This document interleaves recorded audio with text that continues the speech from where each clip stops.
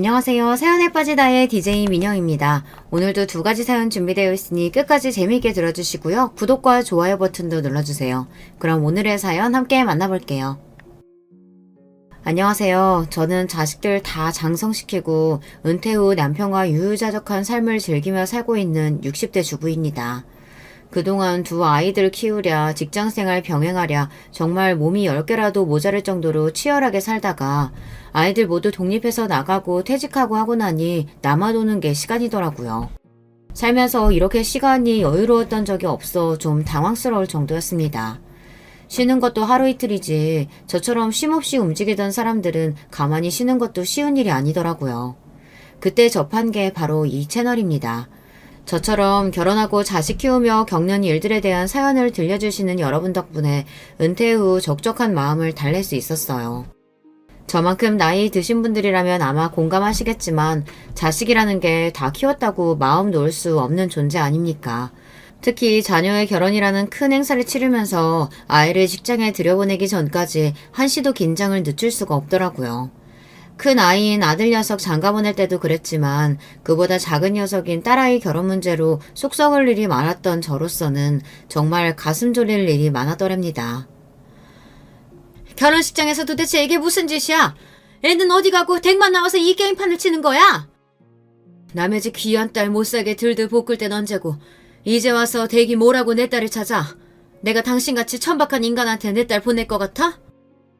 살면서 겪어온 일이 결코 적지 않다고 자부합니다만 단연코 전날만큼 제 인생에서 크게 화를 내본 적이 없습니다. 바로 딸의 결혼식 날이었죠.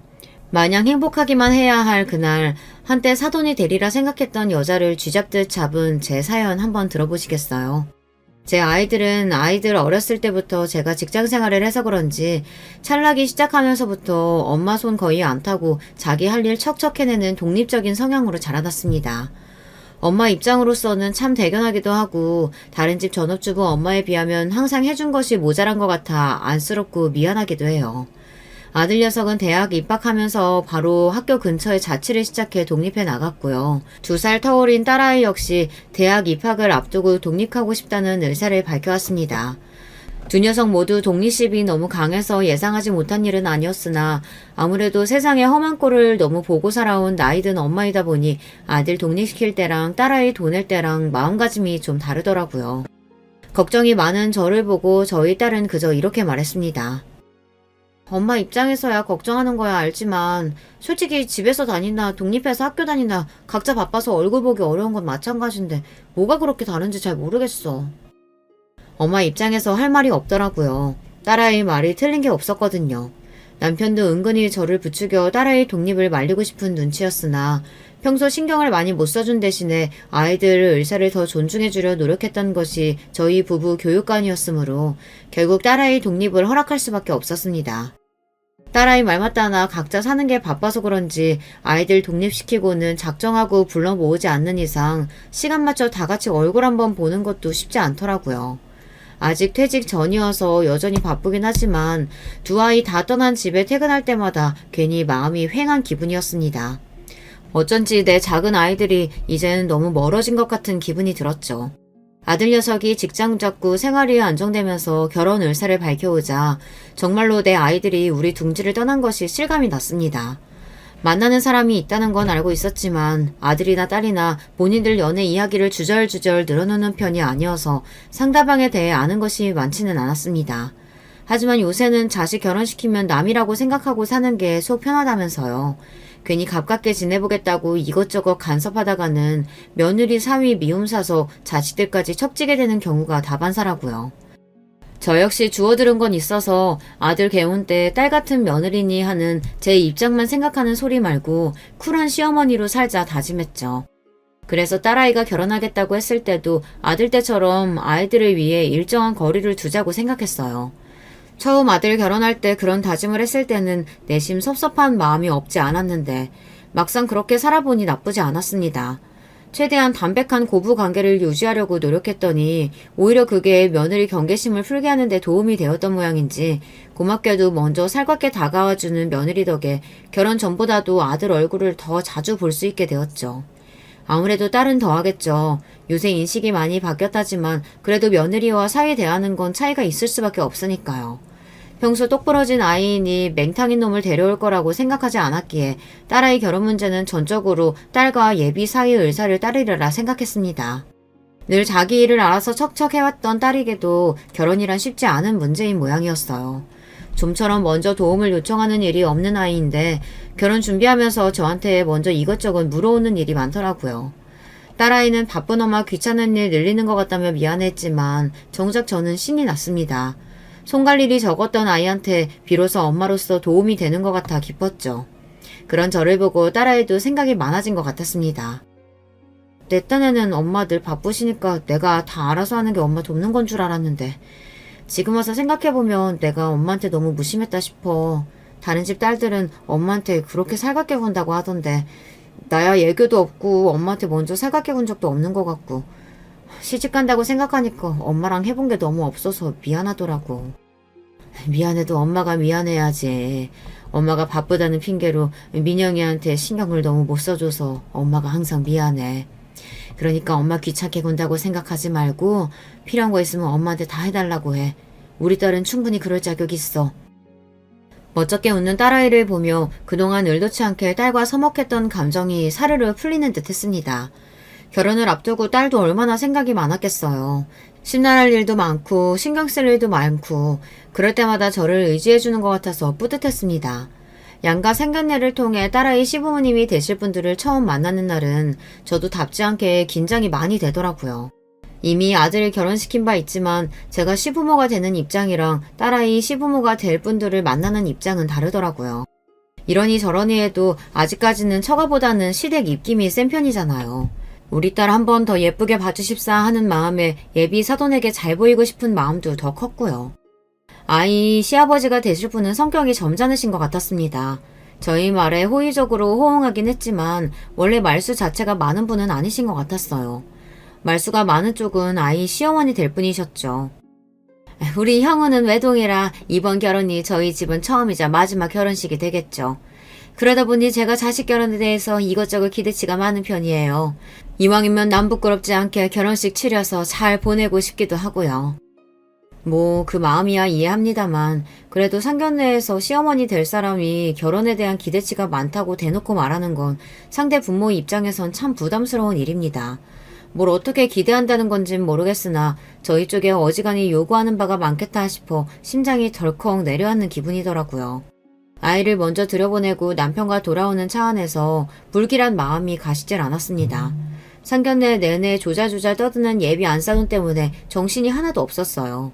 덕분에 처음 뵙는 사돈 내외라고 어색할 겨를은 없었습니다만 아무래도 딸 시집 보낼 때 가장 신경 쓰이는 자리가 시어머니 자리이다 보니 여러 가지 생각이 안 들 수가 없었습니다. 잠깐 본 것만으로 평가하는 게 경솔할 수는 있으나 상견례 자리에서까지 나서는 걸 좋아하던 예비 안사돈을 보니 그 기세에 저희 딸이 눌리지는 않을까 걱정도 됐고요. 한마디로 예비 안사돈의 첫인상은 어떤 모임에서든 자기가 가장 주목받는 사람이 되어야 하는 사람처럼 보였습니다. 그날의 주인공인 딸과 예비 사이에 대한 말보다 처음 보던 예비 안사돈의 신변잡기에 대해 귀가 따갑도록 듣고 나오다 보니 자연스레 그런 생각이 들더라고요. 여보, 안사돈 되실 분 말이야. 하나뿐인 아들 개운이라고 어지간히 기대하시는 게 많은 것 같던데 괜찮을까? 우리 다 아들 장가 보내봤지만 보통 신랑 쪽에서 결혼식 가지고 그런 경우는 드물잖아. 시어머니 자리는 되도록 무난한 사람이 좋은데 너무 별난 거 아닌가 싶기도 하고. 사람 한 번 보고 알 수가 있나. 차차 두고 보면 알게 되겠지. 평소 언사에 신중한 남편 입에서 저 정도 발언이면 남편 역시 저와 생각이 크게 다르지 않다는 거였습니다. 어찌되었든 첫인상이 그리 좋지 않다는 건 인정한 거나 다름없으니까요. 부디 짤자식 시집 보내는 부모의 괜한 기우이길 바랬죠. 상견례 치르고 얼마 지나지 않은 주말 오랜만에 딸아이가 본가에 들렸습니다. 결혼 준비하느라 생각할 것들이 많아 그런지 며칠 새 수척해진 모습에 마음이 안 좋았어요. 이것저것 음식을 앞에 밀어줘도 좀처럼 잘 먹지 못하던 딸이 입을 열었습니다. 엄마, 오빠 결혼할 때 새언니가 예단을 해왔었나? 예단이라고까지 하기는 좀 과하고 그래도 엄마 아빠랑 너 결혼식에 참석할 때 옷에 입으라고 봉투는 보냈지. 너희 오빠 결혼할 때 엄마 아빠한테 거의 손 안 벌리고 둘이서 신혼집이면 혼수면 한다고 하길래 우리도 우리한테 따로 돈 쓸 거 없다고 얘기했는데 그래도 그냥 넘어가긴 그랬는지 네 새언니가 준비를 했더라고. 그럼 통상적으로 얼마나 준비하는 게 맞아? 왜 안 사돈이 예단 해오라고 하시던? 솔직히 제 입장에선 저쪽 집안에서 예단을 요구할 거라고 생각을 못했습니다. 예비사위와 딸이 신혼집을 거의 반반 부담하기로 했거든요. 안에 들어갈 가전도 나눠서 부담하기로 한 걸로 알고 있고요.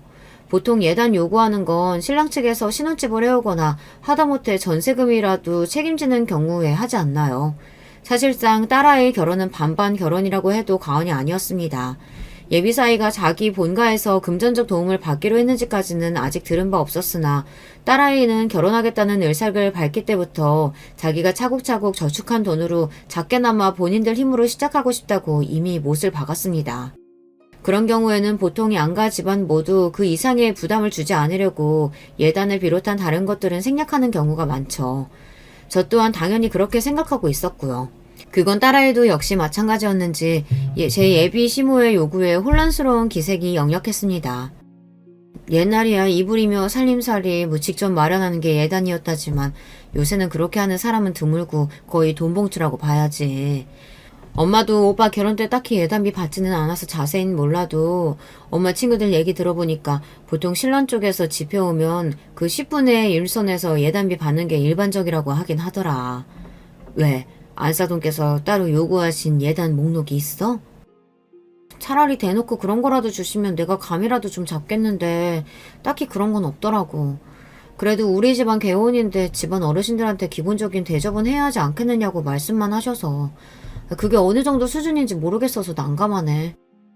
그러게 그건 요구하는 쪽에서 어느 정도 선을 얘기해주는 게 편한데 그런데 그런 거 일일이 말하는 건 민망스럽게 생각하시는 분들도 많긴 하거든. 엄마랑 생각을 좀 해보자. 반반 결혼시키는 판에 예단 요구받았다는 딸의 말에 솔직히 심기가 편치는 않았습니다만 저쪽에서 대놓고 요구한다는데 안 하기도 참 그랬어요. 괜히 시작부터 귀한 딸 밉보이게 하고 싶진 않았으니 저희가 할 수 있는 한에서 최선을 다해서 준비해주자고 생각했습니다. 그리고 얼마 지나지 않아 딸아이가 제 예비 신랑과 웨딩드레스를 보러 가기로 했습니다. 딸애가 웨딩드레스 입은 모습이 얼마나 예쁠까 기대가 되었어요. 그러나 웨딩샵에 두 사람을 따라갈 생각은 하지 않았습니다. 처음 웨딩드레스 입은 모습을 확인하는 건 아무래도 단둘이 있는 게 좋잖아요. 저희 딸 성격이 그런 로망 챙길 만한 성격은 아니었으나 그래도 평생에 한 번 하는 결혼인데 남자라는 로망은 다 이뤄봤으면 했습니다. 그리고 그런 자리에 부모가 따라가는 것도 좀 주책 맞죠. 여러 번 입어보고 결정하기 어려워 조언을 구하면 또 몰라도 그런 자리에는 나이 든 부모보다는 친구들과 함께 가는 게 일반적이기도 하고요. 그래서 그날 일을 하면서도 딸아이가 얼른 인증샷을 보내주기만을 기다렸습니다. 그런데 분명 웨딩샵에서 피팅을 해본 다음 사진을 보내주겠다며 호언장담을 했던 딸인데 그날 퇴근할 때가 다 되도록 딸아이에게서 연락이 없었습니다. 혹시 드레스 고르다가 둘이 싸우기라도 했나 싶어 슬슬 걱정이 되던 차에 딸한테서 전화가 왔습니다. 딸, 왜 이렇게 연락이 없었어? 드레스는 잘 입어봤어? 엄마, 나 지금 집에 가도 돼? 딸아이 목소리가 착 가라앉아 있었습니다. 좀처럼 감정 기복이 심하지 않은 아이로서는 흔치 않은 일이었어요. 무슨 일이 있긴 있었구나 싶어 얼른 집으로 오라고 했죠. 오늘 드레스 피팅하는데 어머님이 오셨어. 이게 무슨 소린가 싶었습니다. 그러니까 저희 딸한테 이런 방구도 없이 제 신랑이랑 처음 드레스 보러 간 자리에 예비 안사돈이 나왔다는 거였습니다. 그 자리에 저라도 같이 있었으면 또 몰라 딸아이 입장에서 얼마나 당혹스러운 일이었겠어요. 이런 경우는 듣도 보도도 못했어요. 황당해서 저도 모르게 목소리가 높아졌습니다. 안사돈이 왜 오셨대? 김서방은 뭐라는데? 집에서 나오는데 어머님이 자기도 웨딩드레스 구경하고 싶다고 하시더라면서 모셔왔다는 거야. 나한테 한마디 상의도 없이. 분통을 터뜨리는 딸아이를 보며 저 역시 가슴이 답답해졌습니다. 아무리 남자들 생각이 여자들하고는 다르다지만 그 정도 눈치 없는 예비사위 역시 못마땅하게 느껴졌죠. 아니 그 자리에 자기 엄마만 떡하니 모셔오면 딸 입장에서는 시어머니 품평당하는 기분이 당연히 들지 않겠어요. 결혼을 앞둔 두 사람의 로맨틱한 순간을 그렇게 배려 없이 망쳐버리니 생각 없는 예비사위 모자에게 화까지 나려고 하더라고요. 자기 집은 어릴 때부터 아주 가정적이었다는 말이 그저 가족들 사이가 좋다는 말인 줄만 알았는데 보면 볼수록 그 사람 마마보이인 것 같아. 쇼핑할 때도 그렇고 옷 골라주는 것도 어머님이 해주신다는 소리 들었을 때 우리 집은 그런 분위기가 아니니까 가족 간의 사이가 좋은 집이면 저러나 보다 하고 넘어갔는데 지금 생각해보면 자기 엄마 말이라면 그저 꿈뻑 죽는 것 같아. 저 사람 매번 저런 식으로 행동하면 그때마다 나 속 터져서 어떡해 엄마? 딸아이 성격에 저렇게 터뜨릴 정도면 그간 어지간히 쌓인 게 많았다는 소리였습니다. 세상 어느 여자가 마마보이를 신랑으로 맞이하고 싶겠습니까? 저 역시 걱정이 안 될 수가 없었죠. 생각해보니 전에 예단비에 관한 이야기가 나왔을 때도 그랬어요. 자기랑 거의 같은 돈 쓰면서 같이 집해오는데 예비 사이가 막으려면 얼마든지 미리 막을 수 있는 거 아니겠습니까? 애초에 저쪽에서 저희 쪽에 당당하게 예단비 요구할 입장은 아닌데 말이죠. 어쩐지 상견례에서 예비 안 싸던 첫인상을 보고 느꼈던 불길했던 예감이 하나 둘 들어맞는 것 같아 불안해졌습니다. 저까지 생각하는 그대로 말했다간 정말로 딸아이가 불안해할 것 같아 원래 결혼 준비하면서는 생각지도 못했던 이런저런 갈등이 생기기 마련이다. 이렇게 애써 딸을 달래서 보냈습니다. 그리고 저녁에 자려고 누웠는데 도저히 잠을 잘 수가 없더라고요.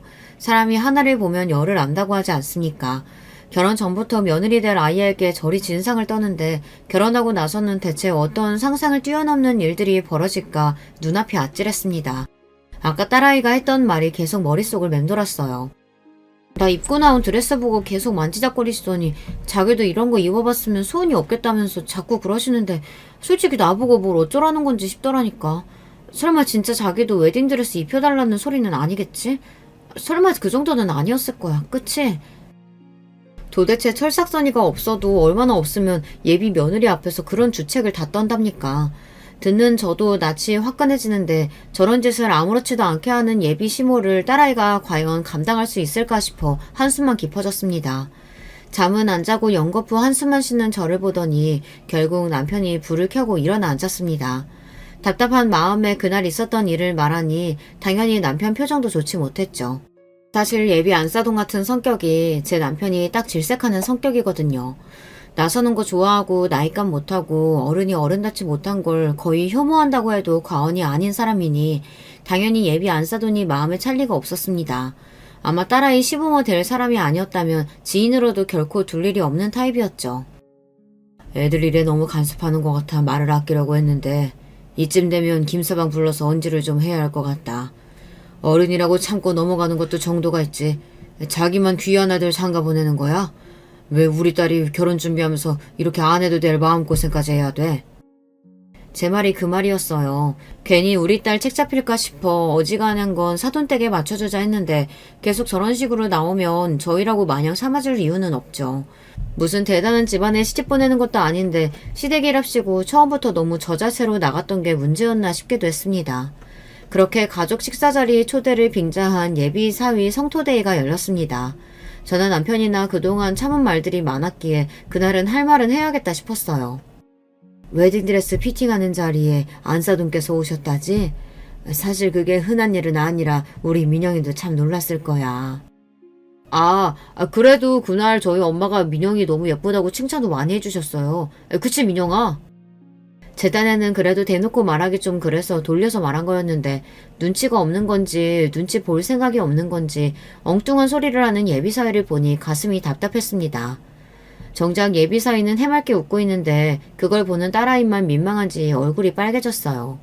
돌려 말해서 될 게 아니겠다 싶어 그냥 돌직구로 말했습니다. 사실 신부 입장에서는 결혼 앞두고 신경 써야 할 일이 참 많아. 자네가 어떻게 생각하는지 모르겠지만 안사돈께서 하시는 행동이 일반적이진 않으셔서 우리가 당황할 때가 참 많네.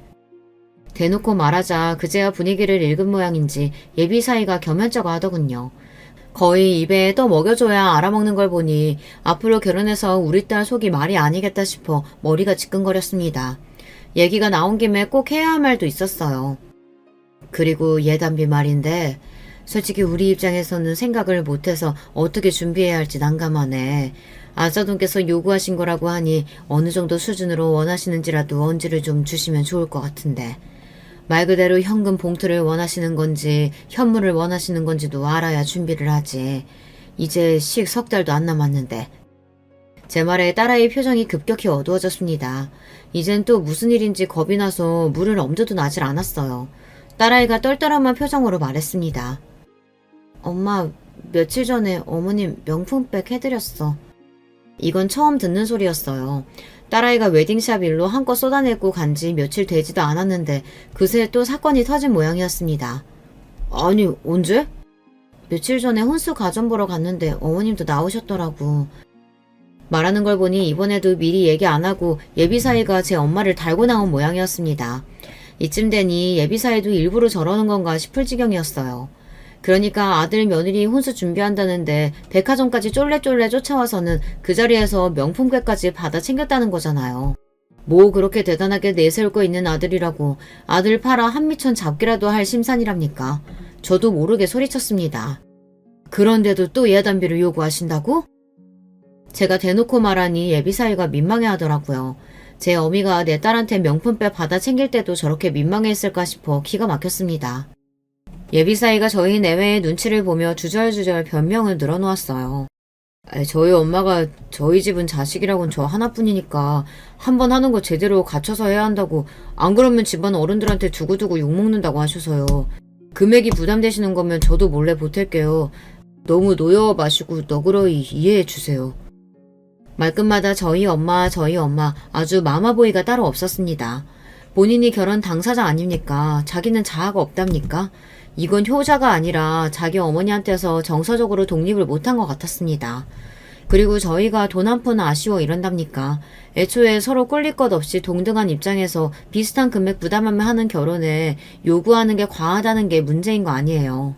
제 어머니 잘못이 뭔지조차 제대로 이해하지 못하면서 저희 부부 자존심까지 긁는 발언을 했다는 건 생각하지도 못하는 것 같았습니다.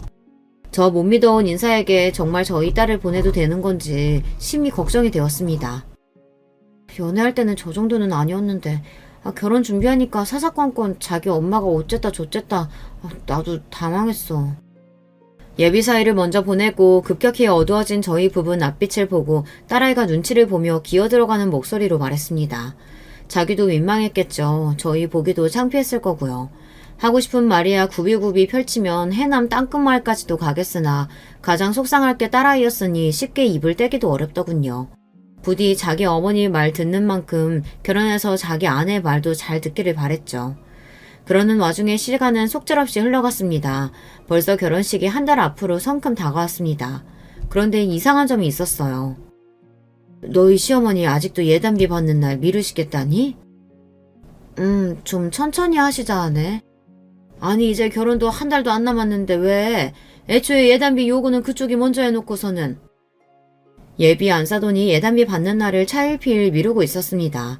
보통 예단비 보내는 기간은 통상적으로 2달에서 늦어도 한 달 전까지는 보낸다고 들었거든요. 예단비라는 게 시댁 어른들 결혼식 때 입을 옷이며 한복 같은 걸 준비해야 하니 통상적으로 그 정도 시간 여유는 두는 게 맞다고 알고 있어요. 그런데도 예비 안 사돈 쪽에서 날짜 조정을 좀 하자며 예단비 드리는 날을 미루고 있다는 거예요. 애초에 예단비 준비하는 일로도 속 썩이더니 이제 그거 전달하는 일까지도 속을 썩이나 싶어 가뜩이나 마음이 차지 않았던 예비 안 사돈이 더욱 못마땅하게 느껴졌습니다. 혹시 그동안 따로 언질하신 건 없으셨어? 아무 이유 없이 저러는 건 아닐 거 아냐. 뭐 그 속을 내가 어찌 알겠어. 거의 돛 닦는 보살처럼 말하는 딸아이였습니다. 결혼 준비라는 게 누구에게나 녹록하지는 않은 일입니다만 유난히 결혼 준비를 힘들어하는 딸아이를 보니 저 모르는 데서 다른 마음고생을 하고 있는 건 아닌가 의심스러웠어요. 예비사위나 예비 안 사돈 하는 꼴을 보면 충분히 가능성 있는 이야기였습니다. 하지만 한두 번도 아니고 저희 앞에서 면이 서지 않을 만한 일을 몇 번 겪다 보니 그나마 열렸던 딸아이 마음도 많이 다친 것 같았습니다. 민영아, 무슨 일 있으면 다른 생각할 거 없이 그냥 엄마한테 말하면 돼. 엄마한테 못할 말이 어딨어. 무슨 말을 해도 괜찮으니까 혼자 끙끙 앓지 말고 꼭 엄마한테 말해. 알았지? 대답은 않고 고개만 주걱거리는 딸아이를 보는 저 역시 근심이 가득했으나 그럼에도 결혼을 강행하는 딸아이를 믿어주는 것 외에 별다르게 할 수 있는 일이 없었습니다. 그렇게 결혼식을 겨우 보름 남겨두고서야 예비 사돈댁에 예단비를 보냈습니다. 기성복이면 모를까 하는 얘기를 들어보니 맞춤옷을 주문할 모양이던데 시간이 빠듯했습니다. 아무리 예단비 보내는 게 양가 협의어야 하는 일이라 시댁에서 원하는 예단 받는 시기를 맞춰준다곤 하지만 별의별 걸로 다 줄다리기를 한다 싶어 피곤했어요. 뭐 그 속내를 아주 모를 것 같진 않았습니다. 기한 최대한 줄 테니 그동안 싹싹 긁어 모아서 예단비 최대한 많이 해와라. 뭐 그런 거 아니겠습니까? 하지만 오는 게 있어야 가는 것도 있는 거 아니겠어요? 저희 딸도 신혼집에 보태느라 여유 자금이 거의 남아있지 않았기 때문에 예단비는 우리가 준비해주마 했습니다.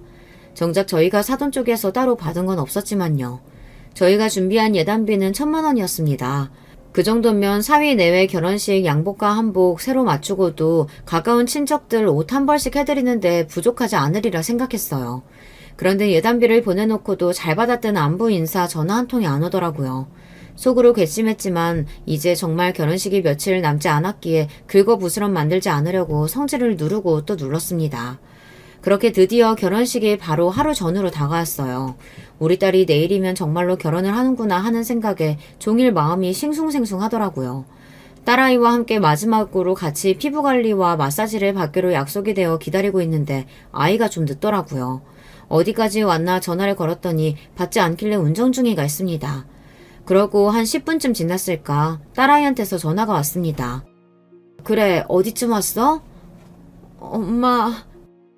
딸아이 목소리에 울음기가 잔뜩 서려 있었어요. 또 무슨 일인가 싶어 심장이 덜컥 내려앉았습니다.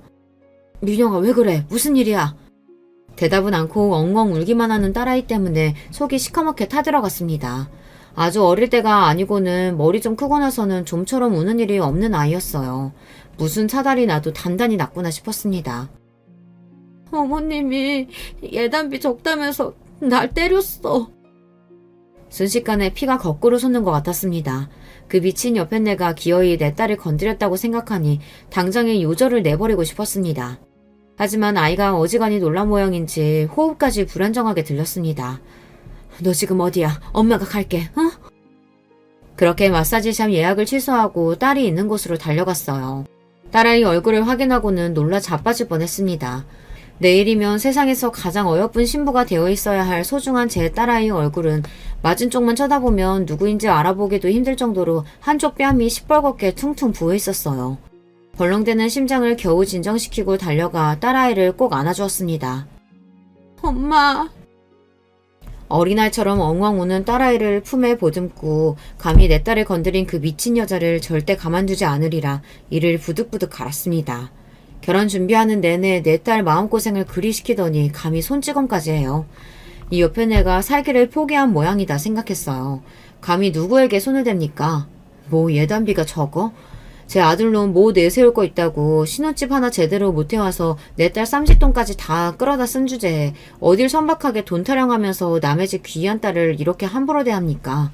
한참을 끌어안고 토닥거려도 좀처럼 딸아이 눈물이 멈추질 않았어요. 그동안 얼마나 쌓인 게 많았으면 그렇게 눈물 없는 아이가 온몸에 물이 다 빠져나올 것처럼 우는 건지. 내 아이가 가여워 저도 눈물이 났습니다. 그렇게 한참 시간이 더 흐르고 결국 아이가 진정했어요. 그러고는 그날 사건의 전말에 대해 말해주기 시작했습니다. 사실 나 웨딩드레스 보러 간 날부터 내 드레스 탐내시더니 나 만날 때마다 본인 한복 골라달라고 하시면서 사진을 찍어 보내주시는데 난 세상에 그렇게 생긴 한복이 있는 줄도 몰랐어. 딸이 얘기한 한복은 말이 한복이지 한복인지 드레스인지 짬뽕이 되어서 국적도 알 수 없는 소위 선녀 한복이라 불리는 의상이었습니다. 순간 예전에 이른 나이에 자식 시집 보낸 친구가 열을 올리며 했던 이야기가 떠올랐죠. 내가 진짜 세상 남사스러워서 시험이라는 옆에 내가 옷도 어디서 그렇게 요란하고 천박한 걸 구해야 하는지 글쎄 그 여자가 신부인 우리 딸보다 더 튀더라니까.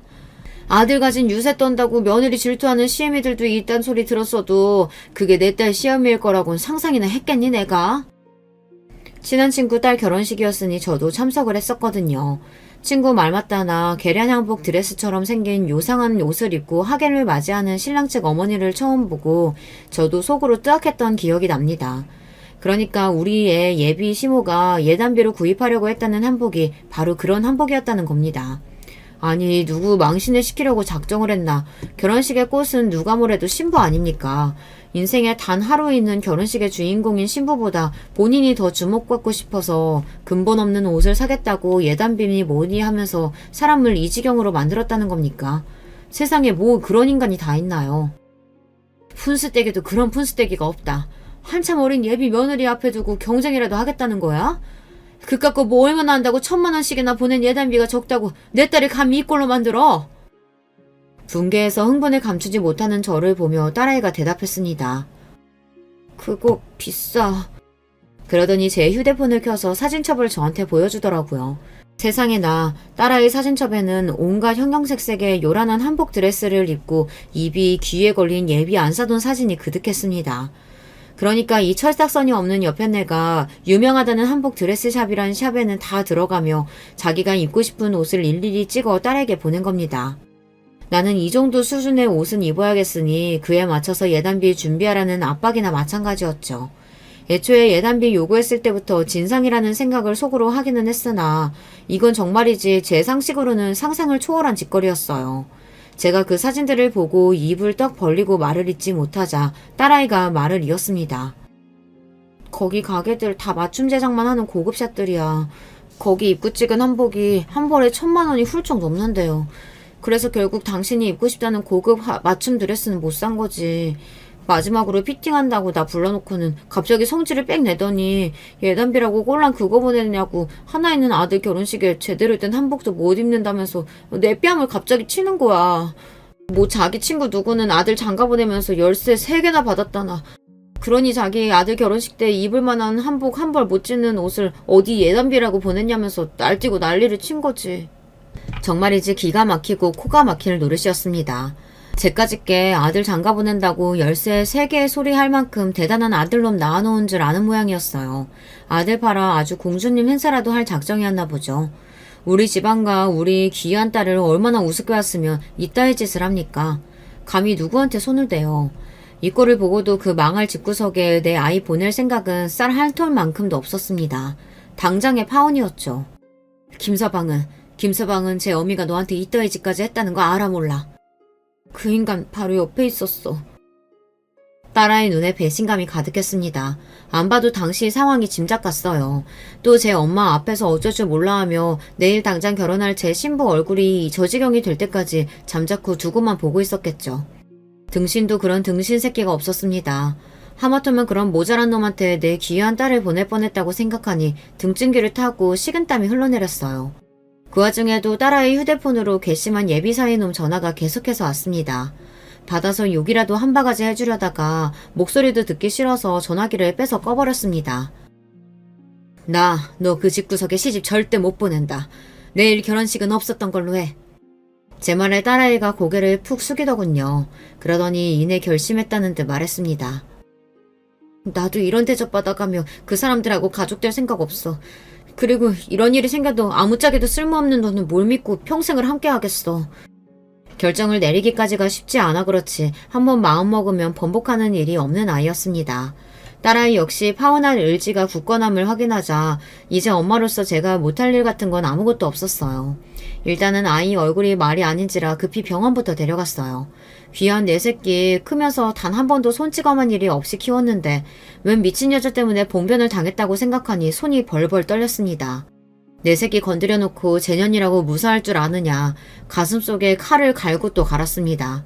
남편에게 전화해 자초지정을 설명하자 남편 역시 화를 주체하지 못하고 그 옆에 내에게 저주를 퍼부었습니다.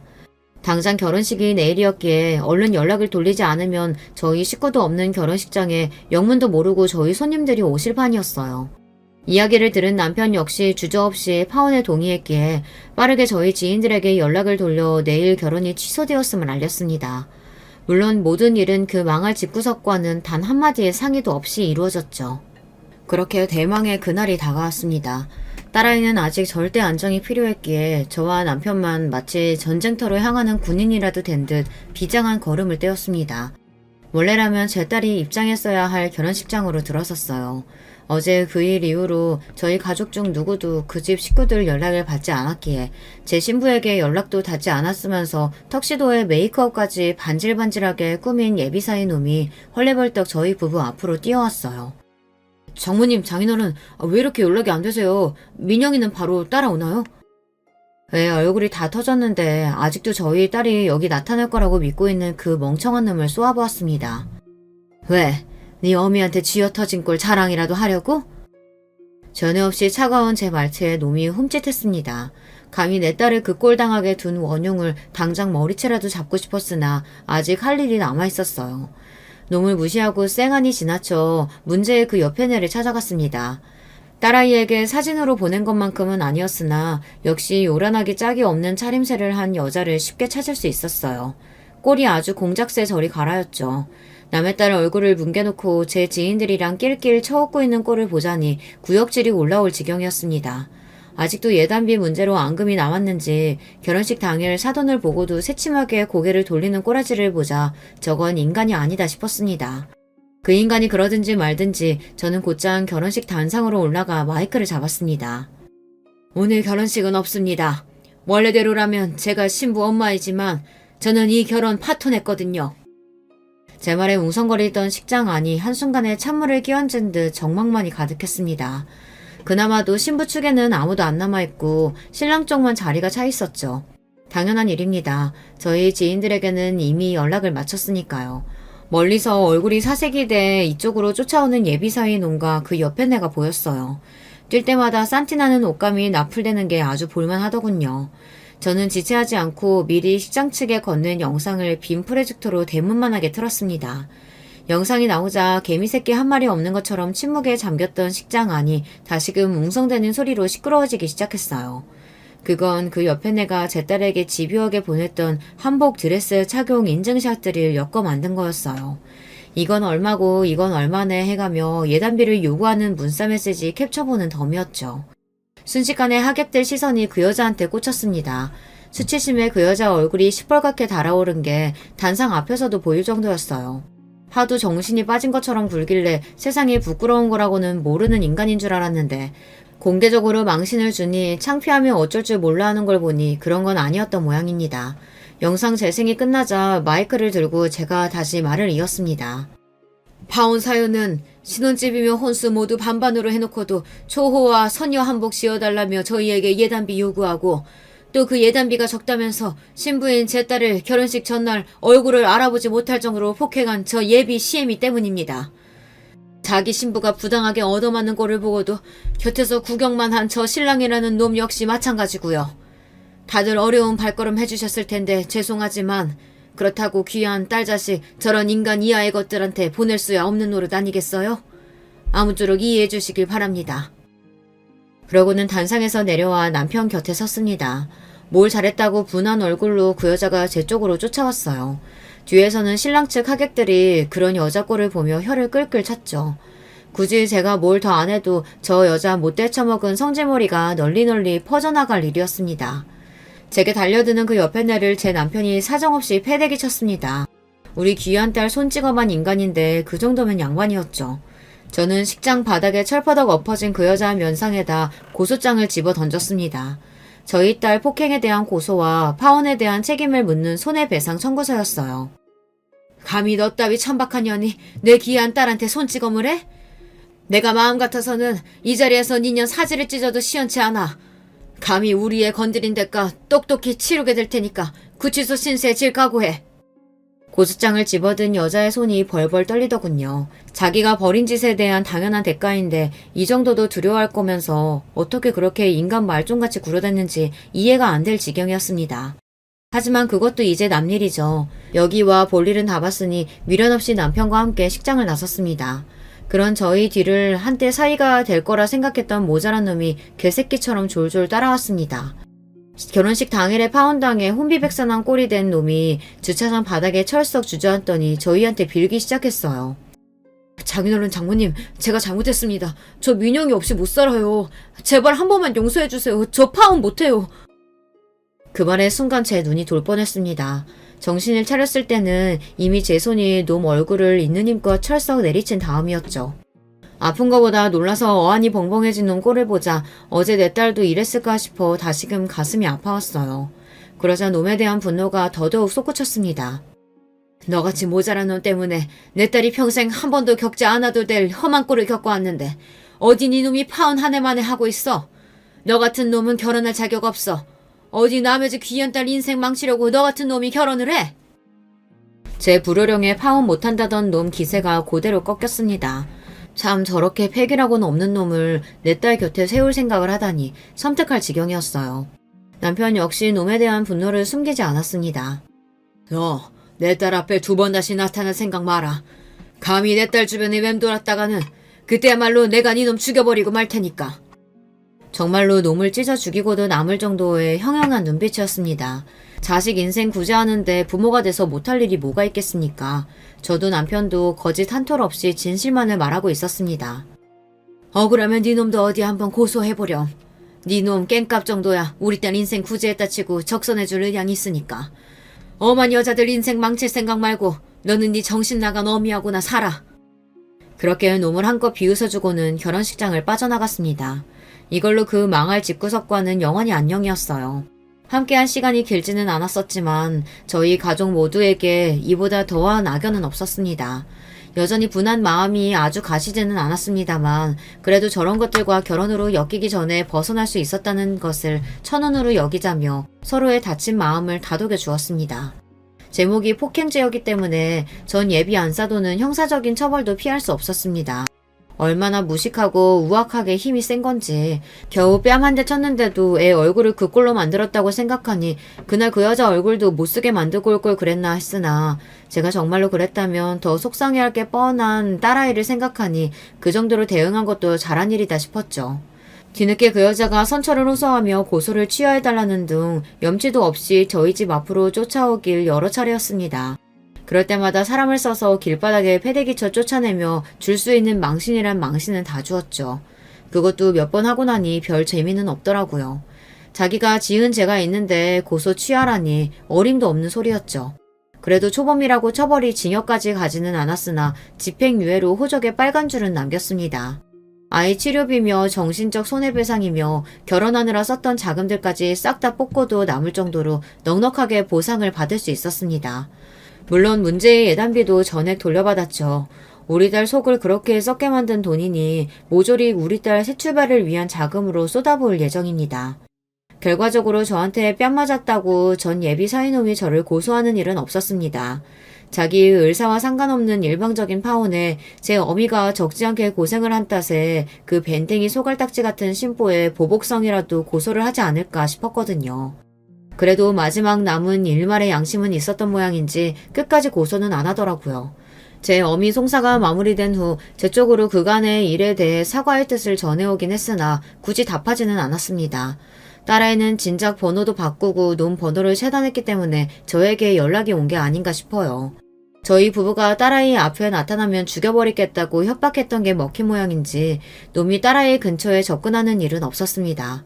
제게 문자 메시지로 마지막으로 사과라도 할 수 있게 딱 한 번만 만나게 해주시면 안 되겠냐 물어왔으나 턱도 없는 소리였습니다. 그렇게 놈의 존재도 서서히 저희 식구들에게서 잊혀갔죠. 사안이 가벼운 사안이 아니다 보니 딸아이 마음을 추스르는 게 쉽지는 않았습니다. 하지만 전에 없이 딸과의 사이가 가까워져 있었어요. 저희 부부가 본가에 딸아이를 데려와 지극정성으로 먹이고 마음을 쓴 효과가 있었던지 다시 당찬 원래의 우리 딸아이 모습으로 돌아왔습니다. 뭐 하나 좋은 기억 남기지 않았던 그 집구석 때문에 딱 하나 좋은 일이 생겼다면 딸아이와의 사이가 돈독해졌다는 거예요. 험한 일 함께 겪으며 서로 속마음을 터놓게 되니 마음의 거리도 좁혀진 셈이죠. 그렇게 요즘에는 딸아이와 함께 주말 데이트도 하고 집에서 딸아이 좋아하는 맛있는 음식도 함께 해먹으며 즐겁게 지내고 있어요. 지금만 같으면 굳이 시집 보낼 거 없이 평생 옆에 끼고 살기만 해도 행복할 것 같아요. 괘씸한 예비 시댁 때문에 딸아이 파혼시킨 제 사연은 이쯤에서 마무리할까 합니다. 비록 아예 겪지 않았으면 좋았을 일이지만 그 일로 인해 저도 저희 딸아이도 가족 간의 소중함을 다시금 깨닫게 되었으니 얻은 것이 아예 없다고만은 생각하지 않으려고 해요. 나머지 문제들은 시간이 해결해 주겠죠. 부디 여러분들은 이런 험한 일을 겪을 일 없이 순탄하게 자녀 결혼시키길 빌겠습니다. 긴 이야기 끝까지 함께 해주셔서 정말로 감사드립니다. 이렇게 만나 뵙게 되어 반갑습니다. 전 서울에 사는 30대 기혼 여성입니다. 요즘은 뭘 해도 재미없는 때인 건지 예능이나 드라마도 딱히 흥미없고 다른 취미생활 하는 것도 힘들어한데 유독 유튜브 보는 건 재미있더라고요.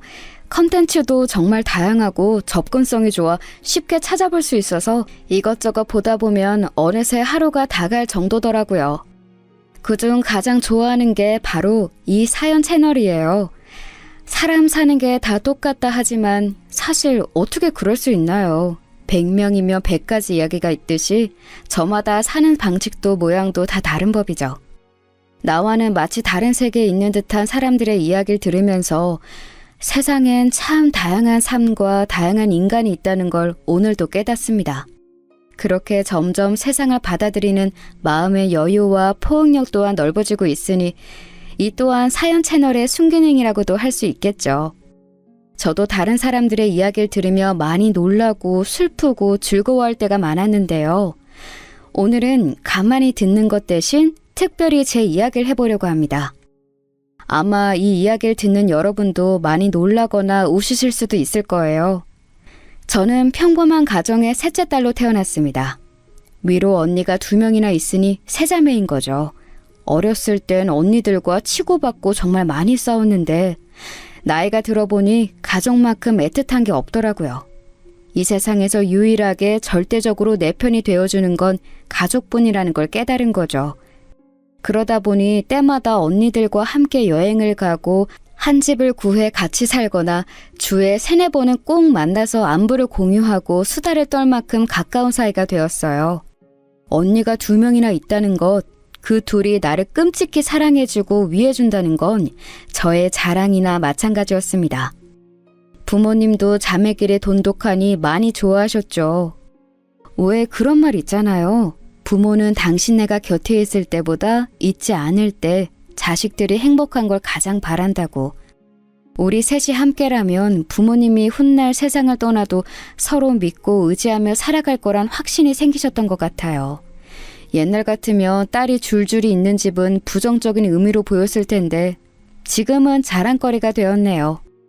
제가 20대 후반이 되었을 즈음 저는 오랜 준비 끝에 공기업 시험에 합격하여 바라던 직업을 갖게 되었습니다. 복리후생은 낮은 편이지만 정규직에 임금도 높고 근무 시간도 대체로 짧은 편이라 꼭 하고 싶었던 일이었거든요. 실제로 일을 할 때도 굉장히 만족스러웠고요.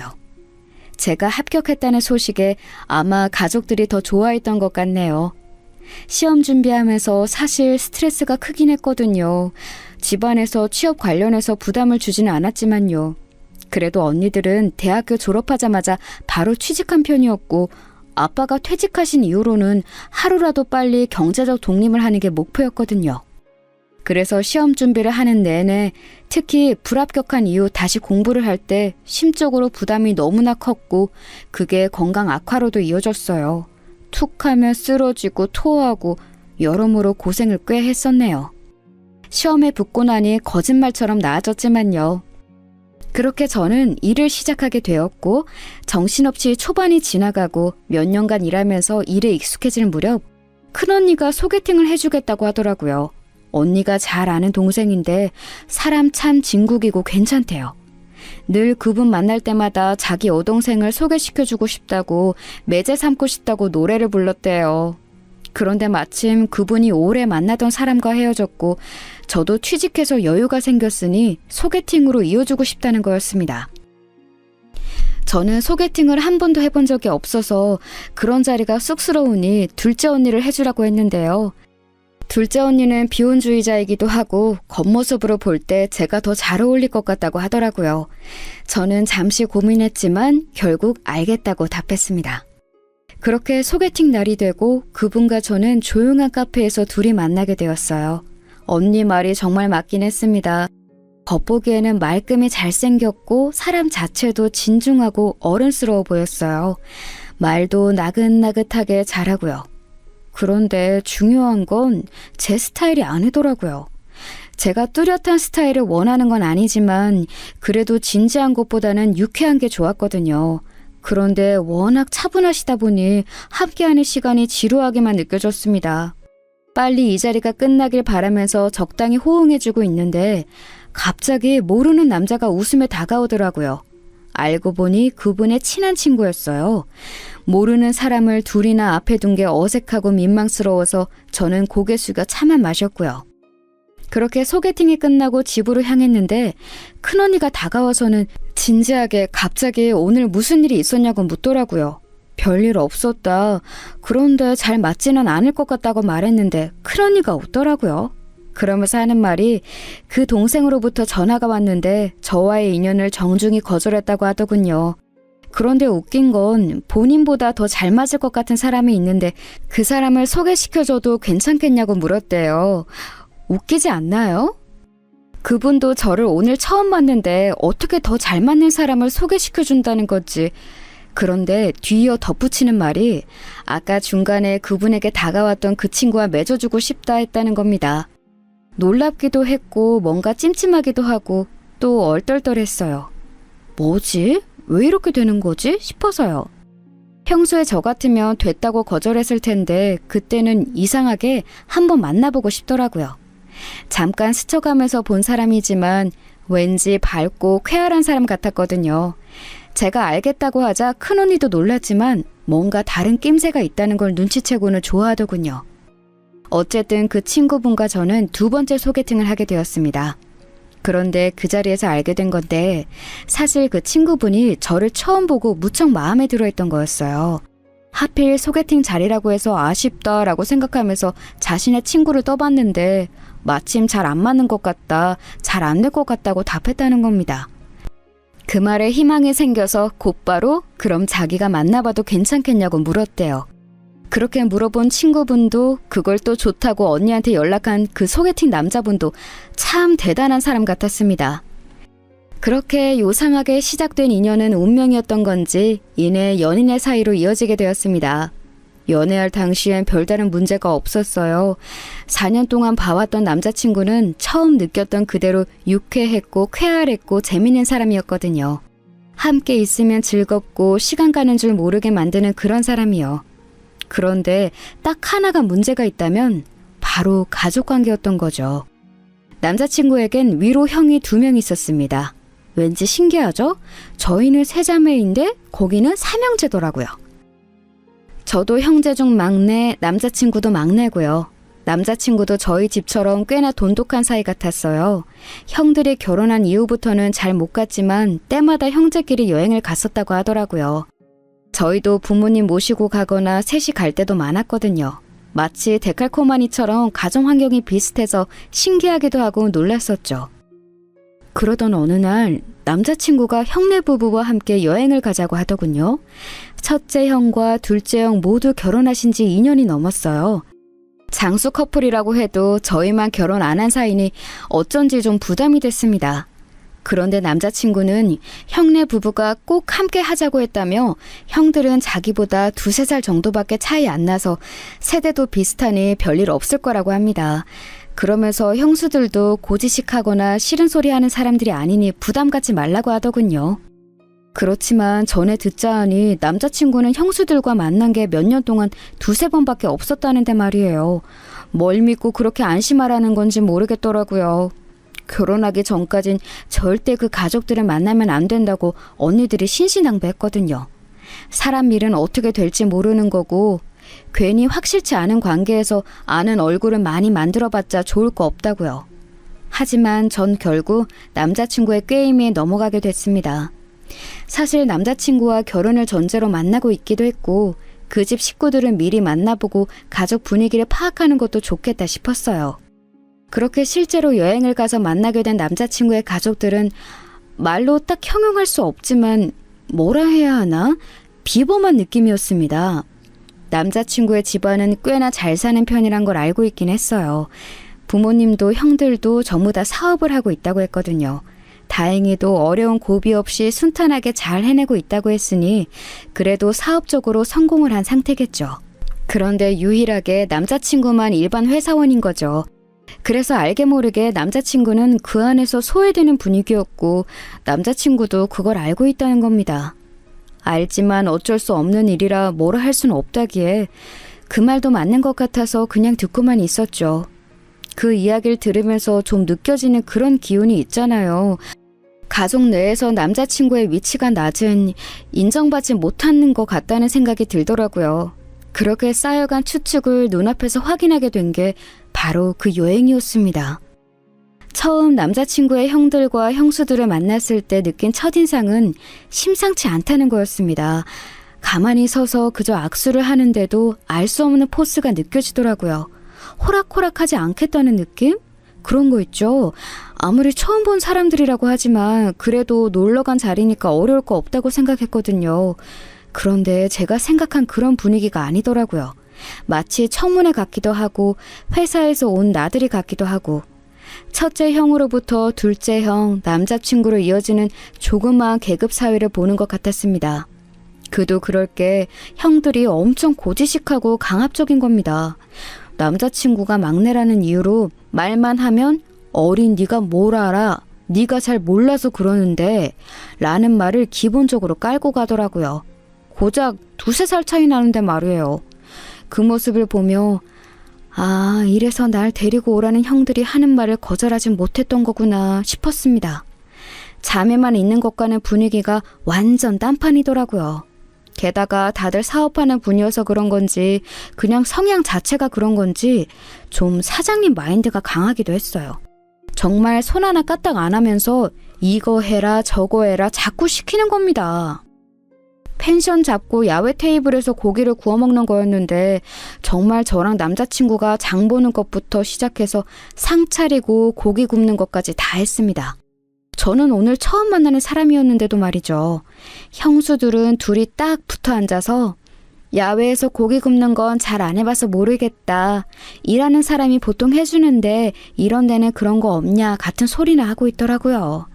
나중에 다 먹고 나서 치울 때도 다들 손 하나 깜짝 안 하고 앉아있기에 남자친구에게 눈치를 줬습니다. 끝까지 이럴 거냐고. 그제서야 남자친구도 덜은 안 되겠는지 머쓱하게 웃으면서 저희가 설거지 할 테니 다 같이 그릇만이라도 옮겨달라 부탁하더라고요. 아, 누가 보면 우리 집 집들이라도 하는 줄 알았겠네요. 그날 정말 많은 이야기를 했는데 기억나는 게 별로 없네요. 제가 새로운 사람이어서 그런 건지 식구가 될 사람이라고 생각해서 그런 건지 잘은 모르겠지만 정말 길고 구체적으로 본인들의 이야기를 많이 했거든요. 그러다 보니 알 거 모를 거 다 듣게 됐죠. 대충 기억나는 건 그런 거였습니다. 남자친구의 큰형은 한 지역 내에서 다수의 고객을 잡고 있는 정수기 관련 사업을 하고 계시다고 했어요. 고객 유치도 꽤 많이 했고 이제는 한 달 동안 며칠만 일해도 큰 고정 수입이 들어올 정도라 하더라고요. 첫째 형수는 갤러리를 운영하고 있다고 했고요. 둘째 형은 형수와 함께 다이어트 보조제 사업을 하고 있다고 했습니다. 처음 알았는데 둘째 형수가 인플루언서 같은 거라고 하더라고요. 그 있잖아요. 연예인이나 방송일을 하는 사람은 아닌데 SNS나 인터넷에서 사람들이 관심을 가지고 따르는 유명 인사 같은 거요. 사람들이 많이 보는 본인 SNS에서 보조제 같은 건 팔면 하루에 몇백만 원 버는 건 우습다는 겁니다. 인터넷으로나 봤던 사람들이 실제로 이렇게 가까이 있다니 왠지 신기하더라고요. 그런데 어떻게 또 첫째 형수, 둘째 형수 두 분의 분위기가 비슷한 것 같았습니다. 듣자 하니 첫째 형수는 전형적으로 잘 사는 집안의 가방끈이 긴 사람이었고 둘째 형수는 저보다 한 살 많았는데 익히 듣던 대치동 키즈였더라고요. 그거에 대한 자부심이 큰 편이었고요. 두 사람은 말수가 많지 않았지만 한마디를 할 때마다 우아함과 세련됨을 보여주려고 하는 것 같았습니다. 한마디로 좀 상대를 얕보면서 스스로 있어 보이는 느낌을 내려고 하는 것 같다 해야 할까요? 제가 일부러 부정적으로 말하려는 건 아니에요. 대화를 몇 마디만 해봐도 알 수 있는 사실이었거든요. 난 솔직히 갤러리 하면서 답답할 때가 많아. 요즘 화가들은 그림 같지도 않은 그림을 그리면서 어디서 못된 것만 주워듣고 오는 거 있지? 협상의 기술을 잘못 배운 건지 고개만 뻣뻣하게 쳐들고선 말이야. 그렇게 교양머리 없는 애들이랑은 상종을 하기 싫어. 어느 집안 앞에서 난척하는 건지 원. 형님, 그거 다 어디 지방 출신이거나 조그만 대학원 하나 나왔다고 유세 떠는 애들이에요. 어렸을 때 인성 교육이 안 됐으니까 나 살던 강남구나 서초구만 가봐도 얼마나 애들 교육에 열심인데 그렇게 배워온 애들이 나중에 가도 사람 구실하며 산다니까.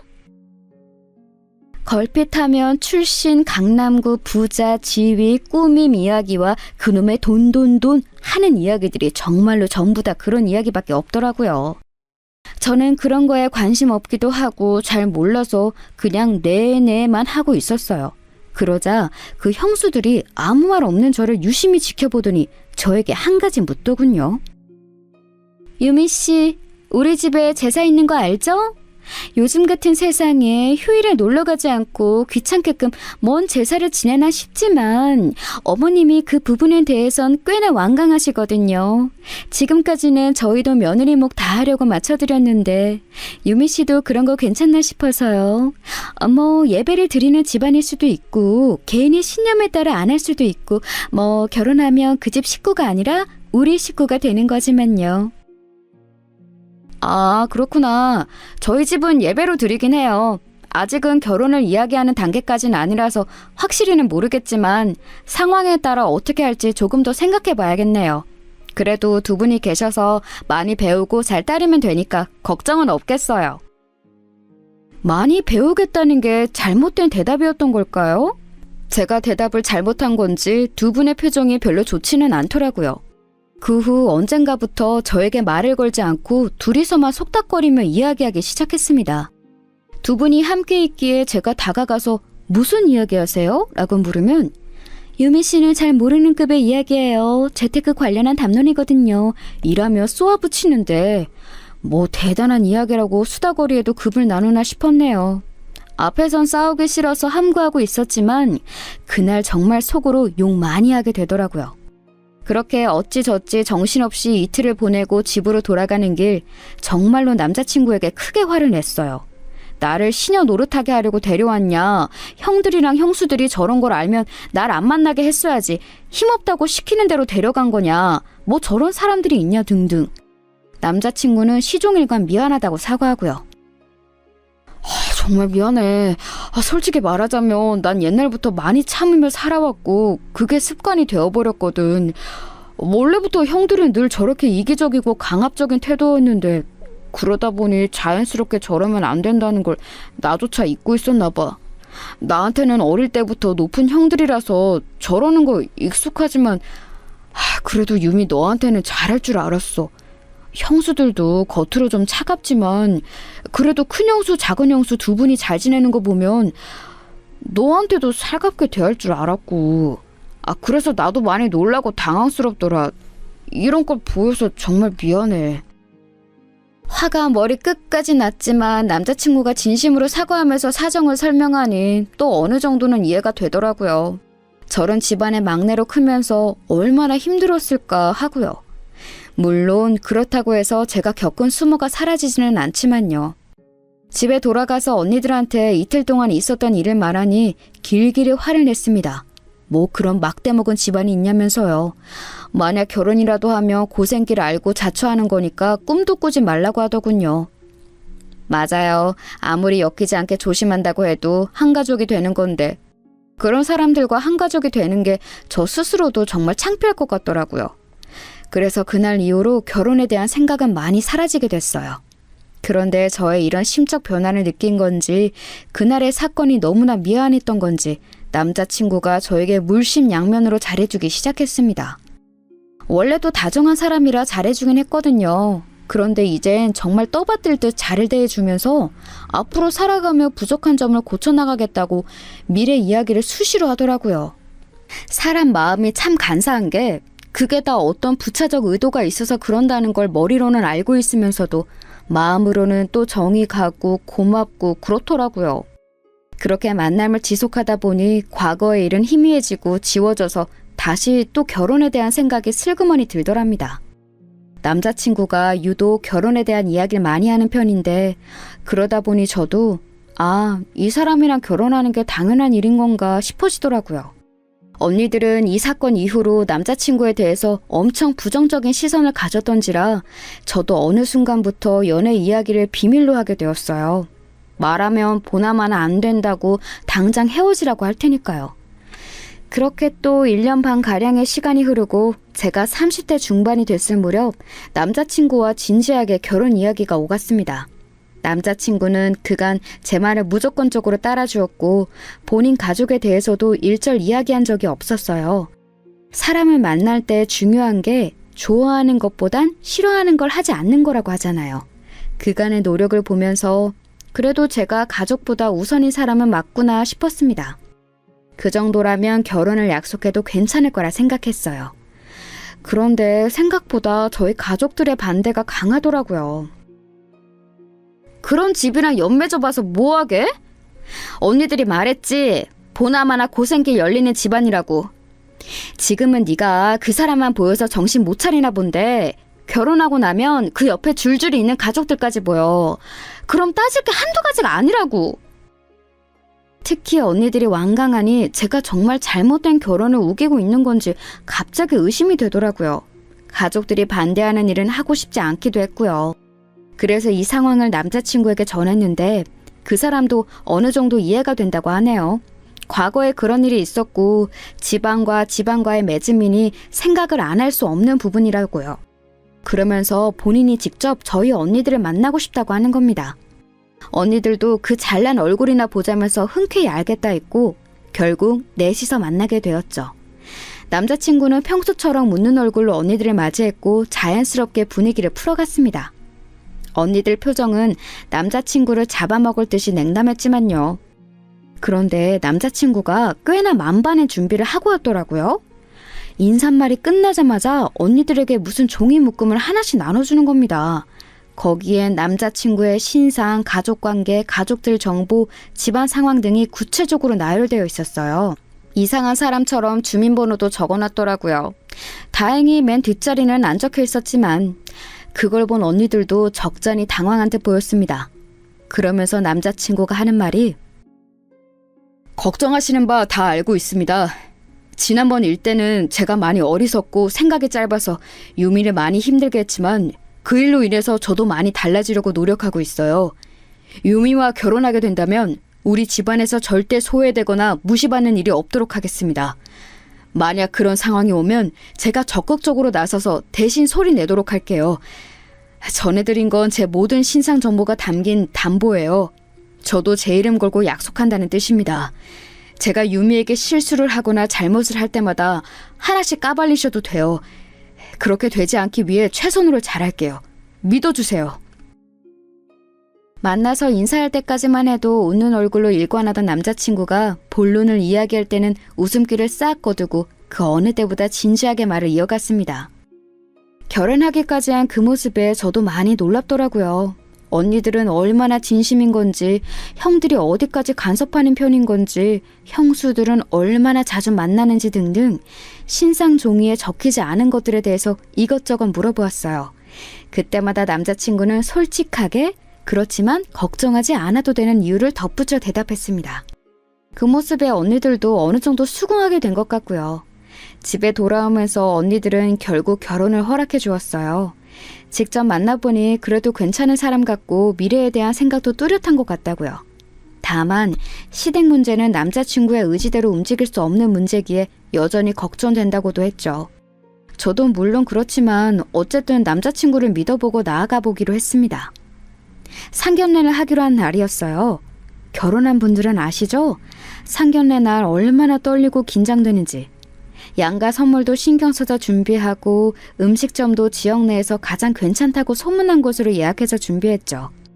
그런데 그날 그 자리는 분명 그쪽 부모님과 우리 쪽 부모님만 모시고 6명이서 소박하게 진행하기로 했었거든요. 그런데 갑자기 당일 식사하고 있는 가게에 형수 2명이 마침 식사하러 왔는데 보았다며 자리에 합석하겠다는 겁니다. 어떻게 이런 우연이 있지? 오랜만이에요, 유미씨. 이렇게 된 거 같이 식사해요. 우리도 가족인데 뭐 어때? 괜찮죠, 어머님, 아버님? 아니, 서울 시내 음식점이 거기만 있는 것도 아닌데 어떻게 거기서 그렇게 마주치나요? 게다가 형수 2명 모두 다요. 심지어 우리 부모님한테는 양해도 구하지 않고 냅다 앉으려는 게 기분이 영 안 좋더라고요. 뭔가 의심스러웠지만 하도 반가운 척하기에 어쩔 수 없이 그냥 저도 웃으며 맞이했습니다. 예비 시부모님도 당황하신 듯 했지만 달려드는 2사람을 막아낼 힘은 없어 보이셨죠. 전 만약 헛소리하며 당장 나가라고 해야겠다고 속으로 다짐하고 있었습니다. 그렇게 진상 형수들이 자리에 앉으려는데 남자친구가 굳은 표정으로 앞을 막으며 나섰습니다. 오늘은 상견례 자리예요. 형수님, 양가 부모님과 함께 식사하는 자리니 형수님들과는 다음번에 자리를 마련할게요. 딱 잘라서 거절하는데 제가 알던 사람이 아닌 줄 알았네요. 그렇게 단호히 말하니 그 드세던 형수들도 아무 말 못하더라고요. 그래도 전에 했던 말이 거짓은 아니었다는 걸 확인하게 돼서 내심 뿌듯했습니다. 형수들은 알겠다며 그렇게 돌아갔어요. 저희 부모님도 익히 형수들에 대한 이야기를 저를 통해 들었었기 때문에 넌지시 그쪽 부모님에게 물었어요. 원래 저렇게 다들 가까운 사이시냐고요. 그랬더니 어머님이 말씀하시길 원래는 전혀 그렇지 않았다며 결혼 초반에는 큰형수, 작은형수 둘이 만날 때마다 지지고 볶고 싸웠대요. 큰형수는 텃세가 심하고 아랫사람을 잡으려는 군기가 너무 강해서 어머님도 혀를 내두를 정도였다는 겁니다. 거기서 어머님이 말씀해 주셔서 처음 알게 된 게 사실 큰형수는 잘 사는 집안이 아니라는 거예요. 어렸을 때부터 힘들게 자랐고 밑으로 동생이 줄줄이 있어서 첫째 노릇 하다 보니 지금까지도 저렇게 윗사람처럼 구는 것 같다고 하시더라고요. 그 말에 엄청 놀랐어요. 누가 봐도 태생이 금수저인 척하면서 온갖 귀티 부티는 다 냈었는데 그런 비밀이 있으니까 남편도 어느 정도는 알고 있던 눈치긴 하더라고요. 갤러리는 무슨 돈으로 했을까 싶었지만 그래도 지금 잘 꾸미고 다니니 벌이가 꽤나 안정적인 거겠죠. 큰형수가 그렇게 길을 누르려고 하면 둘째 형수는 고분고분하게 듣지 않고 일일이 말대꾸를 했다고 해요. 툭하면 대들고 모임 있는 날에는 일부러 늦고 핀잔 주면 기분 나쁘다며 일어서 버리고요. 둘째 형수도 보통이 아니더라고요. 지금은 서울 근교 지역에서 사는데도 본인이 소위 대치동 키즈였다는 것에 자부심이 엄청 컸대요. 그 꼴이 보기 싫었던 건지 한 번은 첫째 형수가 둘째 형수한테 있는 척 하지 말라고 해서 대판 싸우고 그랬다 하더라고요. 그런 식으로 늘 둘이 부딪혀서 골머리를 앓았는데 말릴 방법이 없어서 그냥 두셨다고 해요. 남자친구 형들도 못 말릴 정도라고 했으니까요. 이 또한 남자친구도 모르는 이야기였는지 놀라더라고요. 그러던 어느 날 할머님 제삿날이 돼서 제사상을 차리는데 아버님이 갑자기 쓰러지셨대요.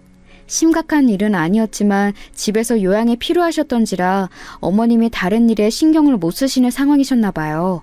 원래는 며느리들에게 설거지도 안 시키는 분인데 이번 한 번만 부탁하셨대요. 그래서 일을 도와주러 둘이 왔는데 엄청 하기 싫은 티를 내면서 투덜거리더랍니다. 그 모습이 섭섭하고 보기 싫어서 어머님이 한 소리 하셨는데 그때 둘이서 쑥덕거리더니 그 뒤로 화해한 건지 뭔지 갑자기 아예 둘이 딱 붙어서 다니더라는 겁니다. 아마도 시댁 욕하면서 서로 쿵짝이 맞아 친해진 것 같다고 웃으며 말씀하시는데 어쩐지 시어머님이 짠하게 보일 정도라고요. 그간 쌓인 게 많으셨던 건지 줄줄이 이야기를 하시다가 급히 갈무리 하시며 상견례 자리에서 며느리들 흉봐서 죄송하다고 사과하셨죠. 괜찮다고 말씀드리면서도 어머님이 그간 고생이 이만저만이 아니었겠다 싶었습니다. 사실 저런 며느리들이 있으면 시어머님도 그만큼 기가 셀 거라고 생각되기 마련이잖아요. 그런데 제 걱정과는 달리 오히려 굉장히 유순한 분 같더라고요. 하여튼 그렇게 둘이 마치 단짝처럼 지냈는데 알고 보니 앙숙이었다는 게 정말 웃겼습니다. 그렇게 들으니 오히려 별로 무서워하지 않아도 될 것 같아요. 그저 겉으로 보기에 허세 가득한 내실이 없는 사람들이란 걸 아니까 그냥 저도 저대로 나서도 될 것 같더라고요. 그런데 그건 제가 그 2사람을 너무 얕잡아 본 거였습니다. 이제는 손윗동서가 된 2사람, 결혼식을 올릴 때까지 그 형님들은 보지 못했어요. 남자친구가 의도적으로 자리를 피하기도 했고 저도 일에 불규칙하게 몰려서 정신이 없었거든요. 남자친구 말로는 형들이 섭섭해하면서 식전에 안 보여줄 거냐고 물었다던데 몇 번 대답 안 하니 그들도 더는 캐묻지 않았다고 하더라고요. 저번에 상견례 자리에서도 그렇고 이번에도 그렇고 아무래도 그들은 새 식구가 될 그리고 손아래 동서가 될 저에 대해 관심이 큰 것 같았습니다. 어떻게 말하면 자기의 유익한 편이 될 건지 귀찮은 적이 될 건지 판단하려고 하는 게 아닐까 싶었어요. 그런데 아무래도 제가 순순히 따를 것 같지 않으니 저를 길들이려고 하는 건지 계속 자리를 마련하려고 하더라고요. 마주해봤자 나만 피곤해지니 무조건 피하는 게 상책이라는 생각이 들었습니다. 피할 수 있을 때까지 피하는 걸로요. 그렇게 식을 치르고 어찌저찌 바쁜 신혼여행까지 다녀온 후였어요. 결혼하고 시댁에서 처음으로 다 같이 모이는 자리가 생겼습니다. 사실 정말 가기 싫었고 걱정도 태산이었거든요. 그간 피해 다녔다는 걸 그들도 알 텐데 또 뭐라고 궁시렁댈지 벌써부터 눈에 보이는 것 같아서요. 그런데 마침 너무나 시기적절하게 제가 코로나에 걸린 거예요. 아무래도 신혼여행 끝즈음에 옮은 것 같은데 모임 이틀 전날부터 증상이 나타나서 결국 식사 자리엔 저와 격리하고 있던 남편만 가게 되었죠. 핑계가 아니라 정말 아팠기 때문에 떳떳했어요. 전 물론 시댁 부모님께는 너무나 죄송스러워서 전화로 연락드린 뒤 사과드렸지만 사실은 어찌나 행복하던지 열도 많이 나고 증상 때문에 살도 쏙 빠졌는데 하나도 힘들지 않았답니다. 그 뒤로 시댁을 찾아뵈었을 땐 다행히도 시어머님과 시아버님만 계셔서 무난하게 넘어갈 수 있었죠. 하지만 영원히 피할 수 있는 일은 없네요. 가족끼리 모이는 자리는 왜 이렇게 많은 건지 식을 올린 후 그로부터 2달 뒤 할아버님 제사가 있던 겁니다. 시어머님은 듣던 대로 제사에 대해서 고집이 있는 분이셨어요. 어떠한 상황이라도 본인 손으로 꼭 준비해야 한다고 생각하셨고 정석대로 갖춰서 상을 차리려고 하셨죠. 가끔 보다 보면 제기가 엄청 많고 음식도 으리으리하게 차려질 제사상 있잖아요. 시어머님이 말씀하신 게 바로 딱 그 정도의 규모였습니다. 그걸 매번 혼자서 상을 차리셨다니 정말 대단하신 분 같았어요. 큰형님은 본인들이 그간 제사 음식 차리는 걸 도왔다고 하지만 전에 듣자 하니 그것도 딱 2번 정도였다고 하더라고요. 그것마저도 전을 해온다 해놓고 밖에서 사와서 혼났었고 나머지 하나는 작은 형님과 투덜거리다 혼났던 그때였고요. 그래도 시집와서 첫 번째로 맞이하는 제사이기도 했고 어머님께 그간 죄송한 것도 있어서 제대로 도와드려야겠다 싶었습니다. 저희 친정엄마도 음식을 잘하시고 언니들도 요리가 취미여서 음식하는 건 어깨너머로 많이 배웠었거든요. 사전에 미리 공부까지 하면서 준비했죠. 그렇게 제사를 앞둔 일주일 전날 어머님이 팔을 다치셨습니다. 운동으로 아침 수영을 다니시는데 수영센터에서 그만 넘어지셨다고 하더라고요. 오른쪽 팔꿈치부터 팔목까지 깁스를 하셨는데 그것 때문에 일주일 내내 다른 생활을 할 수 없는 상황이셨습니다. 저는 집으로 찾아뵈어 제가 직접 한 몇 가지 반찬을 전해드리기도 하고 밖에서 음식을 포장해 저녁을 챙겨드리기도 했어요. 어머님이 어찌나 고마워하시던지. 아버님은 원래 가사일에 손 하나 깜짝 안 하시는 분이라 어머님이 걱정을 많이 하셨거든요. 아주버님들이 누굴 닮았나 했더니 아버님을 닮은 거였나 봐요. 하여튼 시어머님은 제게 고마운 게 많지만 그럼에도 제사상은 차리지 않을 수 없다며 미안한 부탁을 하셨어요. 그런데 어떻게 거절할 수 있겠나요? 그런 사정 때문에 제사상은 결국 저랑 형님들이 준비하게 된 거죠. 모이기 전날 큰형님이 저에게 전화를 해 이런 말을 하셨어요. 동서, 이제야 그 바쁜 얼굴 보겠네? 동서가 안 보이는 동안 우리가 상 차리고 고생했으니까 이번엔 동서가 힘 좀 써봐. 안 돕겠다는 건 아니고 우리도 가서 이것저것 힘 보태긴 할게. 아, 작은 동서가 보는 거지? 그래도 처음으로 준비하는 제사인데 재료비 너무 아끼지 말고. 그건 어머님이랑 아버님한테 이것저것 챙겨드리며 뒤에서 혼자 애쓴 것 같던데 그런 것처럼 이것도 효도하는 마음으로 잘 준비해보자고. 잘할 수 있지? 딱 봐도 제가 시부모님 챙겨드는 걸 고가워하는 뉘앙스였습니다. 그래도 이제 곧 볼 사람인데 괜히 얼굴 붉힐 일 만들지 말아야겠다 싶어서 꾹 참으며 알겠다고 답했어요. 그렇게 제삿날이 되고 하필 남편은 급히 지방으로 출장에 잡혀서 오지 못했어요. 혼자 갈 수 있겠냐기에 그러겠다고 말했습니다. 마음에 걸려있지만 그렇다고 간다고 한 걸 이제 와서 도로 물릴 수도 없는 일이니까요. 다 사람끼리 하는 일인데 별일 있겠나 싶기도 했고요. 그렇게 저는 오전부터 장을 본 후 곧바로 올라가서 혼자 음식을 준비했습니다. 어머님은 옆에서 한쪽 팔로 일을 하시며 이것저것 지시해 주시고요. 그래도 왼손으로는 한계가 있으니 거의 제가 다 한 셈이죠. 제가 땀을 뻘뻘 흘리며 음식을 하다가 고기 냄새가 역해서 잠시 쉬는데 어머님이 다가오셔서 종이봉투를 하나 주셨습니다.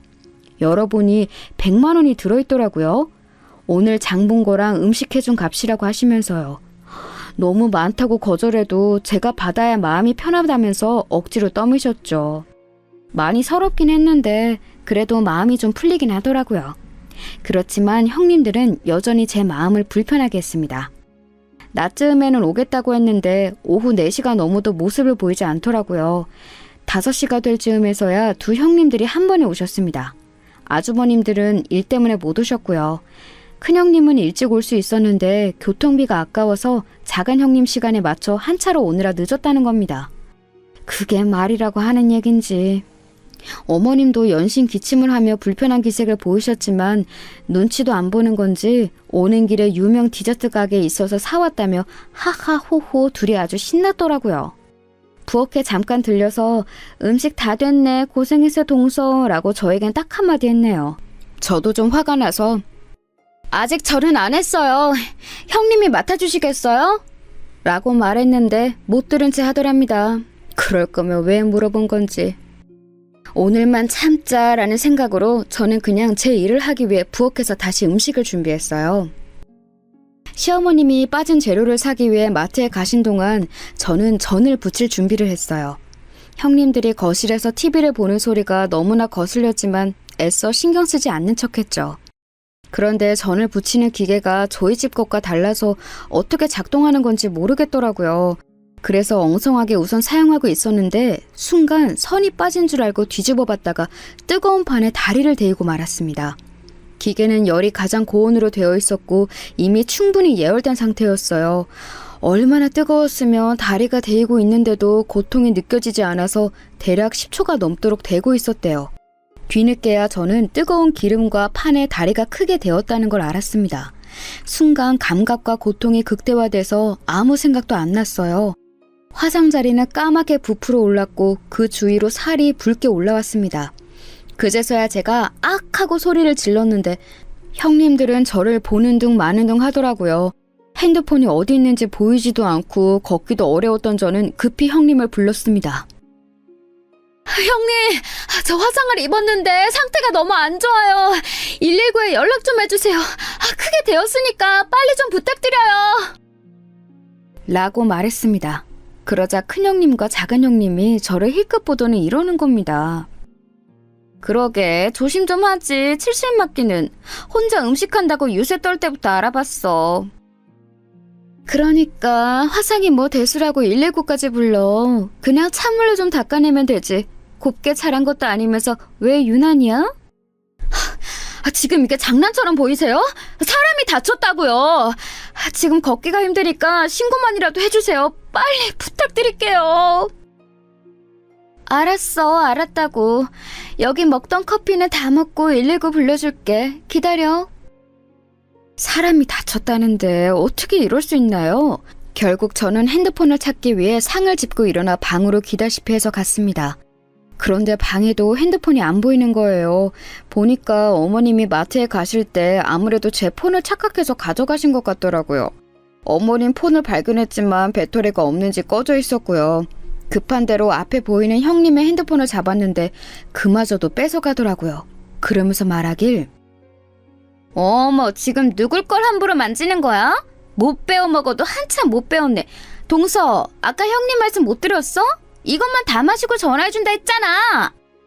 동서가 참아. 아주 큰 병선 앞신 것 같으니까. 그러게 우리한테 잘 좀 하지. 어머님 말고 우리한테 잘 보이려고 했으면 이런 험한 꼴까진 안 보잖아. 가족끼리 피하고 무시하고 그러면 못 써. 막내 동서 우리가 얼마나 잘해주려고 했는데 그 속내도 모르고. 그제서야 큰형님은 폰을 들어 신고를 했습니다. 제가 다치고 나서 15분가량이 흐른 뒤였죠. 저는 다시 화장실로 가서 찬물을 약하게 틀어 상처 부위에 댔습니다. 맨달이어서 화상의 정도가 심했고 분명 흉터가 크게 남을 정도로 컸죠. 하필 퇴근 시간과 겹쳐서 119가 늦게 도착했습니다. 저는 들것에 들려서 병원으로 향했습니다. 3도 화상이었고 보통 기름에는 2도 화상 정도 입는데 저는 훨씬 더 심각한 정도라고 했습니다. 피부 이식 수술까지 받아야 했고 제대로 치료하지 않으면 심한 후유증이 남을 거라고 했어요. 한시라도 빨리 응급처치를 해야 하는데 시간이 어느 정도 지난 것도 문제였죠. 너무나 절망적이었습니다. 하필 다리에 평생 남을 흉터가 생길 거라니. 고통도 고통이었지만 당시 형님들의 태도 때문에 우라가 치밀어 올랐어요. 인간이 어떻게 그럴 수 있나요? 그날 그때를 생각하면 도저히 잠이 오지 않을 정도였습니다. 저는 남편과 시어머님에게 이 사실을 알리면서 형님들은 인간도 아니고 다신 상종하지 않겠다고 말했습니다. 어머님도 형님들의 행동에 단단히 화가 나서 크게 혼내셨다고 했어요. 하지만 그건 저에게 별로 중요치 않았어요. 분명 그 인간들은 한 귀로 흘렸을 테고 제가 다친 것에 기뻐하고 있었을 테니까요. 그걸 상상하며 정말 제대로 앉아있기 힘들 정도였습니다. 당장이라도 가서 쌍욕을 하고 흠신 두들겨 패고 싶은 심정이었거든요. 그 인간들 저에게 사과 한마디도 없었습니다. 아주버님들이 남편을 통해 전화해서 괜찮냐고 묻는 정도였죠. 결국 전 스트레스가 극에 달했는지 저는 매일 밤 악몽을 꾸었고 늘 꿈에서 누군가와 싸우는 꿈을 꾸며 계속 소리를 질렀어요. 아마도 형님들이었겠지만요. 그렇게 자주 깨어 남편을 붙잡고 얼마나 울었는지 모릅니다. 매일 두 동서를 저주했어요. 똑같이 당했으면 좋겠다고 엉엉 울면서 말했습니다. 남편은 제 말을 묵묵히 들어주고 안아주었죠. 그렇게 지옥 같은 2주가 지나고 다리 치료 때문에 병가를 내고서 집에서 쉬고 있는데 갑자기 집으로 형님들이 들이닥쳤습니다. 초인종을 마구 누르면서 당장 나오라 하더라고요. 저 사람들이 이제 대놓고 뻔뻔하게 나오기로 한 건지 아님 단체로 정신이 나간 건지 영문은 알 수 없었습니다. 그때 남편에게서 전화가 왔어요. 형수들이 찾아갔을 텐데 절대 문 열어주지 말라고요. 본인이 곧 도착하니까 조금만 참으라 하더라고요. 저는 알겠다고 하고 그냥 방 안에 있었습니다. 잠시 후 현관 앞에서 싸우는 소리가 들렸고 남편이 들어왔습니다. 곧이어 형수들도 들어왔죠. 어떻게 사방님이 그럴 수가 있어요? 하고 나서 그렇게 깽판 부려놓으면 내가 모를 줄 알았어요? 깡패야 뭐야 대체 너? 아니 나 신고한 것도 성우 씨죠? 이제 보니 우리 둘한테 작정하고 덤빈 거네. 나 이대로는 절대 못 넘어가요. 사람 잘못 건드렸어. 둘 다 안 계실 때 한 일이라 설명을 못 드린 것 같은데 그럼 이제 설득해 드릴게요. 첫 번째 큰형수. 형수 학원 차릴 때 큰형이 자금 부족하대서 제가 자금 내뒀죠? 그거 차용증도 있는데 기한 한참 지날 때까지 돈 안 갚았죠 저한테? 미술 학원 차려놓고 갤러리 하는 척하면서 꼴값 떠는 거 다 봐줬더니 가족한테 사기를 치려고 해요? 신고하세요. 나도 맞고소하고 그쪽이 무슨 짓 했는지 나도 동네반도 다 떠들 테니까. 큰형님이 한다던 갤러리는 사실 미술학원이었고 심지어 그게 남편이 자금을 대줘서 차릴 수 있었던 겁니다. 남편은 여태껏 그걸 눈 감아주고 있었던 거예요. 그런데 이번에 학원에 가서 원장 나오라고 일부러 크게 소란을 피웠고 일부러 큰형님에 대한 나쁜 소문을 낸 겁니다. 이 사실을 작은 형님도 몰랐던 건지 커다래진 눈으로 큰형님에게 묻더군요. 갤러리는 거짓말이었냐고요. 큰형님이 대답을 제대로 하지 못하고 어물쩡대자 남편이 말을 이어갔습니다. 그리고 작은 형수, 그 보조제 허위 과정 광고인 거 아시죠? 성분 속여서 판 거잖아요. 작은 형은 모르고 있던데 그대로 두면 우리 형까지 점점 더 날아갈까봐 제가 신고했어요. 사람들이 모르면 안 될 것 같아서 제가 인터넷에 글을 올렸고요. 이거로 형이랑 연 끊겨도 상관없어요. 전 오히려 제가 구해준 거라고 생각하니까. 그래도 형수 머리 나쁜 거 티내지 말고 떳떳하게 살자고요. 그놈의 대치동 그만 좀 대고 지금 본인이 어디 살고 있는지 어떻게 살고 있는지 현실 좀 직시하고요. 형수 두 분 다 제 와이프가 도움이 필요할 때 인간성을 버리고 무시했지만 저는 두 분을 구제해드린 거예요. 인간 쓰레기로 더는 살지 않게. 남편 말이 끝나자마자 형님들은 남편에게 달려들어 구타하고 옷을 찢고 난리도 아니었습니다. 저도 곁에서 말리면서 거의 아수라장이 되었죠. 그런데 남편은 이런 걸 알고 있었는지 미리 경찰에 신고를 해두었더라고요. 때마침 경찰이 들어왔고 남편은 두 형님을 폭행죄로 고소했습니다. 남편은 제가 그 일을 당한 뒤 혼자서 복수를 준비했고 이렇게 큰일을 벌렸어요. 절대 그런 사람이 아닌데 제가 힘들어하는 모습을 보니 도저히 참을 수가 없다고 했습니다. 어떻게든 두 사람이 망하는 걸 저에게 보여주고 싶었다고 하더라고요. 물론 대가는 있었습니다. 두 형과 연이 끊겼고 시댁의 분위기는 그야말로 풍비박산이 돼버린 거예요. 하지만 남편은 후회하지 않는다고 했습니다. 전으로 돌아가도 똑같이 했을 거라면서요. 자신이 여태껏 형들의 폭언과 형수들의 만행을 참아온 건 가족이어서 그런 거였지만 이제 자신의 사람을 건드렸으니 더는 참지 않는다고 말하더군요. 결혼 전 남편이 약속한 말이 진심이었다는 걸 또 한 번 알 수 있었죠.